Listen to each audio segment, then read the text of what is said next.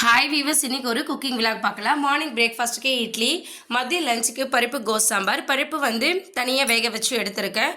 வெங்காயம், தக்காளி, சாம்பார் பொடி, மிளகாய்த்தூள் எல்லாமே போட்டு நல்லா வதங்கினதுக்கு அப்புறமா கோஸ் வந்து ஆட் பண்ணிக்கலாம். அதுக்கப்புறம் கடைஞ்சி வச்சுருக்க பருப்பை சேர்த்து நல்லா வந்து அந்த காய் வேகிற அளவு வந்து ஒரு 10லேருந்து 15 நிமிஷம் வந்து நல்லா கொதிக்க வைக்கணும். இன்றைக்கி வந்து குக்கரில் செய்யல, கடாயிலே வந்து இன்றைக்கி சாம்பார் செஞ்சுட்டோம். பொரியலுக்கு கேரட் முட்டை பொரியல் தான் வந்து செஞ்சுருக்கோம். கேரட் வந்து ஆயிலே வந்து நல்லா வதங்கி வரணும். அதுக்கப்புறம் முட்டை மட்டும் சேர்த்து வதக்கி வச்சுருக்கேன். இந்த மாதிரி தண்ணி எதுவும் சேர்க்காமல் செய்யும்போது கேரட் பொரியல் ரொம்பவே டேஸ்டியாக இருக்கும். இட்லிக்கு வேர்க்கடலை சட்னி. ஸ்நாக்ஸ் டைமுக்கு ஆப்பிள் தான் வந்து கட் பண்ணி வச்சுருக்கேன். ஸ்கூலுக்கு ஆஃபீஸ்க்கு ரெண்டுத்துக்குமே வந்து இன்றைக்கி ஸ்நாக்ஸ் வந்து ஆப்பிள் தான் கொடுத்துருக்கேன். பருப்பு கோஸ் சாம்பார் வந்து நல்லா வந்து வெந்து வந்துருச்சு. ஃபைனலாக வந்து புளி கரைசல் சேர்த்துட்டு வடகம் போட்டு தாளித்து விடும்போது ரொம்பவே டேஸ்டியான பருப்பு சாம்பார் ரெடி ஆகிடும்.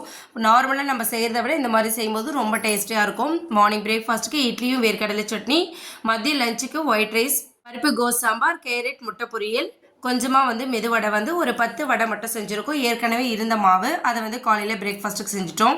சமையல் ஒர்க்கும் முடிச்சுட்டு அப்படியே வந்து க்ளீனிங் ஒர்க்கும் வந்து மார்னிங்கே வந்து செஞ்சு முடிச்சுட்டேன். இந்த வீடியோ எப்படி இருக்குன்னு கமெண்ட்